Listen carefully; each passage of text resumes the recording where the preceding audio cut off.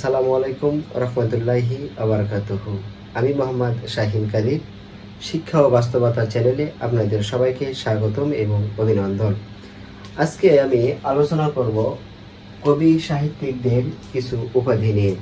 যেসব কবিরা তাদের নিজ গুণ, মেধা, বুদ্ধি এবং বিচক্ষণতা দিয়ে অনেকগুলো উপাধি গ্রহণ করেছিলেন। আমি আমার কবিতার শুরুতে সুকান্ত ভট্টাচার্যর একটা কবিতা মনে পড়ে গেল। ক্ষুধার তিনি বলেছিলেন যে ক্ষুধার রাজ্যে পৃথিবী গদ্যময়, চাঁদ যেন ঝলসানো রুটি। কাজী নজরুল ইসলাম বিভিন্ন পরীক্ষায়, একাডেমিক এবং প্রতিযোগিতামূলক পরীক্ষায় এগুলো কবি সাহিত্যিকদের উপাধি নিয়ে সচরাচর প্রশ্ন আসে। সেগুলো আমি একটু গুরুত্বপূর্ণ যেগুলো সেটা নিয়ে আমি আলোচনা করব। যেমন কাজী নজরুল ইসলামের কবির উপাধি কি ছিল? কাজী নজরুল ইসলামকে বলা হয় বিদ্রোহী কবি। কেন তাকে বিদ্রোহী কবি বলা হলো? তিনি বিদ্রোহী কবিতা প্রকাশ করেছিলেন। বিদ্রোহী কবিতায় তার উল্লেখযোগ্য চরণ ছিল এইরকম: আমি ক্লান্ত। বিদ্রোহী কবিতায় বলেছিল যে আমি ক্লান্ত, আমি সেই দিন হব শান্ত, যবে উৎপীড়িতের কন্দলোল ভীম আকাশে বাতাসে রণিবে না, অত্যাচারী খর্গ কৃপণ ভীম রণভূমি রণিবে না, আমি সেই দিন হব শান্ত। আচ্ছা, তাকে বলা হয় আধুনিক বাংলা গানের বুলবুল। তাকে বিদ্রোহী কবি বলা হয় এবং বুলবুল বলা হয়। 2 নম্বর হচ্ছে রবীন্দ্রনাথ ঠাকুর। রবীন্দ্রনাথ ঠাকুরের উপাধি ছিল, তিনি ছিলেন হচ্ছেন বিশ্বকবি। আমরা এটা সচরাচর সবাই জানি। বঙ্কিমচন্দ্র চট্টোপাধ্যায় হলেন সাহিত্যের সম্রাট। সাহিত্য সম্রাট হলেন বঙ্কিমচন্দ্র চট্টোপাধ্যায়। শরৎচন্দ্র চট্টোপাধ্যায়ের উপাধি হলো অপরাজেয় কথাশিল্পী।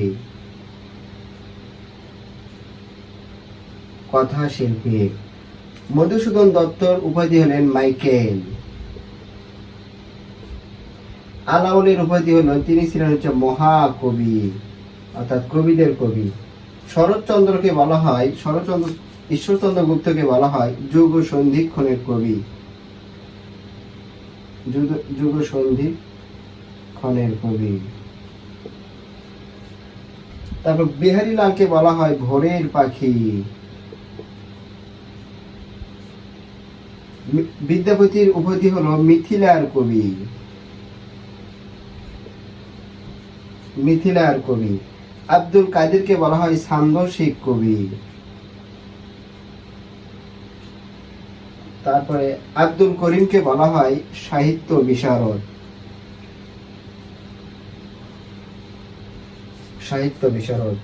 মুকুন্দ দাসকে বলা হয় চারণ কবি। গোবিন্দ দাসকে বলা হয় স্বভাব কবি। তারপর গোলাম মস্তকে বলা হয় কাব্য সুধাকর কবি। জীবনানন্দ দাশকে বলা হয় রূপসী বাংলার কবি। আসলে আমার ভিডিওগুলো একটু লং টাইম হচ্ছে, এজন্য করে আমি শর্ট করতেছি। তাছাড়া আমি জীবনানন্দ দাশ সম্পর্কে যদি কথা বলি, এরকম আরো 1 ঘন্টা সময় লাগবে। রূপসী বাংলার কবি বলা হয় জীবনানন্দ দাশ আর অন্যান্য উপাধি ছিল, এবং তিমির হননের কবি, রূপসী বাংলার কবি। তারপরে রূপসী বাংলার কবি তাকে বলার যথেষ্ট কারণ আছে, কারণ তিনি রূপসী বাংলা কাব্যগ্রন্থে বলেছিলেন, আবার আসিব ফিরে ধানসিঁড়ি তীরে বাংলায়, হয়তোবা মানুষ নয়, হয়তোবা সংকোচিল শালিকের বেশে, হয়তোবা ভোরের কাক হয়ে কার্তিকের নবান্নের দেশে। তারপর তোমার যেখানে সাত উড়ে যাও, আমি রয়ে যাবো বাংলার পারে, দেখিব ভোরের পাতা কিভাবে সন্ধ্যায় হিম হয়ে আসে। ডক্টর মোহাম্মদ শহীদুল্লাহকে বলা হয় ভাষা বিজ্ঞানী ডক্টর মোহাম্মদ শহীদুল্লাহ। নজিবুর রহমানকে বলা হয় সাহিত্য রত্ন। নুরুন্নেসা খাতুনকে বলা হয় সাহিত্যের সরস্বতী। এই প্রশ্ন সচরাচর অনেক জায়গায় আসে যে নুরুন্নেসা খাতুনের উপাধি কি? সাহিত্যের সরস্বতী। ফররুখ আহমেদ হচ্ছে মুসলিম রেনেসার কবি। বাহারাম খানের উপাধি হচ্ছে দৌলত উজির। ভারতচন্দ্র রায় গুণাকর। মুকুন্দ রামের উপাধি ছিল কবি কঙ্কন। মালাধর বসু গুণরাজ খান। মালাধর বসুর উপাধি ছিল গুণরাজ খান। আচ্ছা, মোজাম্মেল হক তাকে বলা হয় শান্তিপুরের কবি। বিভিন্ন পরীক্ষায় আসে যে শান্তিপুরের কবিকে, তাহলে উত্তর হবে মোজাম্মেল হক। যতীন্দ্রনাথ বাগচিকে বলা হয় দুঃখবাদের কবি। যতীন্দ্রনাথ বাগচি দুঃখকে অনেক কবিতা লিখেছেন। রামনারায়ণ তর্ক রত্ন। রামনারায়ণের উপাধি হলো তর্ক রত্ন। তার পরমেশ্বর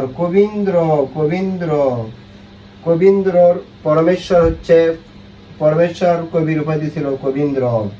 শামসুর রহমান, আমরা জানি যে শামসুর রহমানের উপাধি ছিল হচ্ছে তিনি নাগরিক কবি। ভারতচন্দ্র উপাধি ছিল রায় গুণাকর। সমর সেনের উপাধি ছিল আধুনিক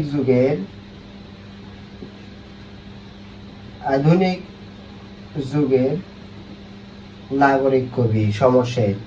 সত্যেন্দ্রনাথ দত্তকে বলা হয় ছন্দের জাদুকর। Very very important. 31 নম্বর প্রশ্ন, যে ছন্দের জাদুকর বলা হয় কাকে? উত্তর হবে সত্যেন্দ্রনাথ দত্ত। সুধীন্দ্রনাথ দত্তকে কি বলা হয়? প্রশ্ন আসছে সত্যেন্দ্রনাথ দত্ত আর সুধীন্দ্রনাথ দত্ত, এই দুটোকে কনফিউশন করলে চলবে না। সুধীন্দ্রনাথ দত্ত হচ্ছে ক্লাসিক কবি।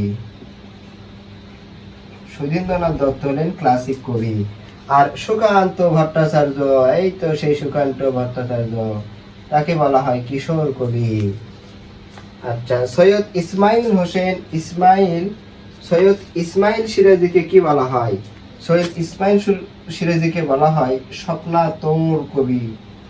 স্বপ্নাতুর কবি হলেন ইসমাইল সিরাজী। হেমচন্দ্র, বাংলার মিল্টন।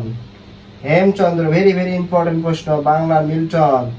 বাংলার মিল্টন প্রশ্ন আসতে পারে এইরকম যে হেমচন্দ্র উপাধি কি ছিল? তাহলে উত্তর হবে বাংলার মিল্টন। অথবা যদি একটু ঘুরে পিছিয়ে দেওয়া যায় বাংলার মিল্টন কোন কবির উপাধি, তাহলে উত্তর হবে হেমচন্দ্র। নাম্বার 36, 36 নম্বর প্রশ্ন, শেখ ফজলুল করিমের উপাধি কি ছিল? তাকে বলা হয় বাংলার শেক্সপিয়র। বাংলার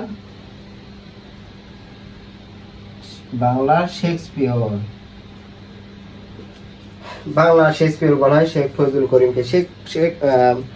উইলিয়াম শেক্সপিয়র বলেছিলেন নাটক থাকলে শেক্সপিয়র থাকবে, আর শেক্সপিয়র থাকলে নাটক থাকবে। সুতরাং আমার আলোচনা এই পর্যন্তই। আমি উইলিয়াম শেক্সপিয়রের একটা কোটেশন বলে শেষ করে দেব। উইলিয়াম শেক্সপিয়র বলেছিলেন যে অভাব যখন জানালা দিয়ে আসে, ভালোবাসা তখন দরজা দিয়ে পালায়।